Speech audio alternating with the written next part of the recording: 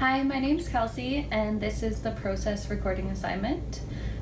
Just to set the scene before we get into the enactment, I'm going to be giving individual counseling in a private office one-on-one session. So we've set up the office that the couches are side by side, and I'll ask her to sit here just so we're not sitting right facing each other so she doesn't feel too intimidated or anything. And I didn't want to put a table or anything between us. I wanted to keep an open space. So she reached out, she wanted an appointment. This is our first time meeting. So I'll be focusing today on engagement strategies and the assessment phase. She's told me her name is Michelle, and she's a student in a business program, just locally at Fleming College. And she is having some problems. She didn't go into detail in the email, but academic problems and a personal relationship. So I'll ask her more about those, and I also want to ask her about a positive relationship or a support system she has in her life. Then we might touch on goal setting and mindfulness, and then wrap up our first session. Hi. Hi! I'm Michelle. I'm Kelsey. Nice to meet you. You too. Have a seat. Thank you. Did you find the place okay? Yeah. Awesome. Well, thank you for coming in today. Yeah, no problem. So I thought before we start, I would just tell you a bit about myself and my background. Okay. Just to make you feel more comfortable. So like I said, my name is Kelsey. I've been working at this individual counseling office for 2 years now. I went to the University of Guelph and then Fleming College. Okay. And in my spare time, I like to read. Awesome. Okay. So before we get started and I ask you anything else, I just wanted to go over confidentiality with you. Okay. So have you heard that word before? Yeah. Okay. Do you want to tell me your understanding of it? My understanding is that anything that I say to you, you'll keep between us. But if I say something like, "Oh, I'm gonna kill someone," or something like that, then you'd have to disclose that for legal purposes. Yeah, definitely.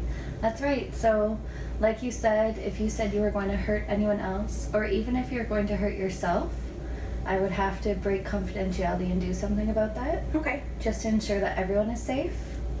Also, if you tell me anything about a vulnerable population, so that would be like a child under 18 or an elderly individual, about them being abused, then confidentiality will be broken. Okay.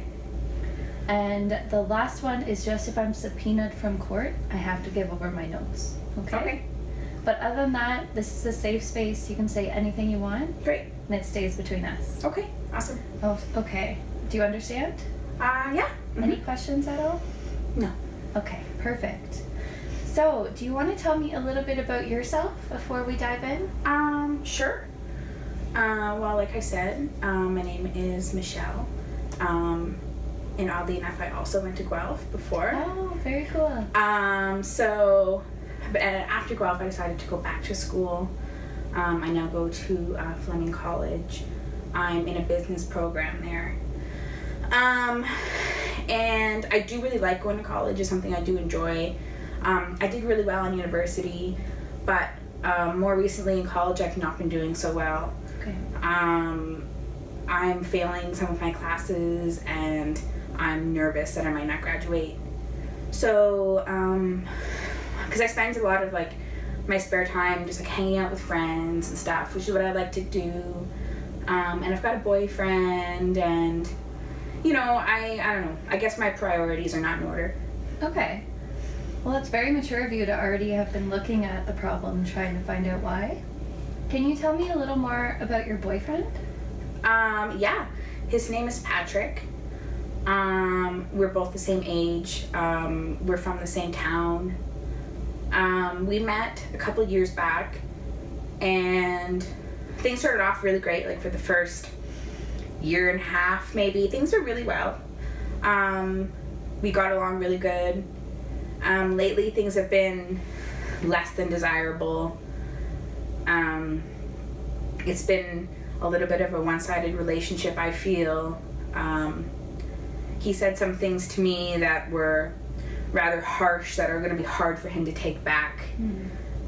So that's been causing some stress in my life for sure. I can definitely see it as being a problematic situation. But yeah. Okay, so what I'm hearing is it started off a very healthy and stable relationship, is that right? And now you're not liking the way that you've been treated? Right. Okay, so before we address that relationship, do you have any positive relationships or supports in your life?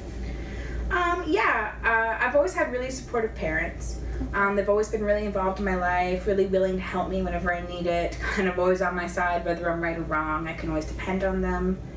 I've got a few really good friends. I've got a couple best friends. There's people I can talk to and stuff. I would never classify myself as being like alone, but I do definitely have some things going on that have been causing me some distress. Okay, and that's totally normal to go through times of turbulence in your life, right? Yeah. But that's great to hear that you have so many supports available to you. It's a great strength we can work on. So, if we go back to the stressor about college and your classes, how long have you been worried about failing? Oh man, probably like the last 4 months. Okay. Well, things kind of started dropping off at the end of last year. I did pass last semester, but things started getting rough towards the end. And then come September, that kind of pattern just continued on. So, and I don't seem to be able to get myself out of it. It feels like, today's going to be the day I'll do work and do this and, get on top of things. But then I never do. And I don't know why, and it feels like a vicious cycle that goes around and around. Okay. So, why do you think this rough period started? Can you pinpoint it to anything? It may be around the time that things did get rough with my boyfriend and I. Okay. That did take up a lot of my attention. Me trying to make it work and trying to make things better and trying to figure out what's going on with him, like where that sudden shift was. I feel like I was too involved in his stuff. And not involved enough in my own stuff, so I kind of let things go. Okay. And I understand when we have troubles in our personal life, it's so hard to make yourself focus on school or your job. That's totally normal. Have you expressed any of your concerns to him? Yes. We have talked about it and talked about it. Okay. And talked about it some more. Right. It's always, he says he's going to do better, and then 5 minutes later, it's the same thing. Okay. I feel like he doesn't even really know, what's bothering him or what's changed. I feel like he can't even say for himself, so how am I going to? So I'm hearing that you're a bit frustrated because it seems like it's the same pattern over and over again. Okay. Have you guys ever talked about couple counseling? We have, yes. Okay. We have discussed it. He would be willing to, but we know that usually the wait times, even to get in here, it was always pretty long wait, and so it's an option, but we haven't gone through with it.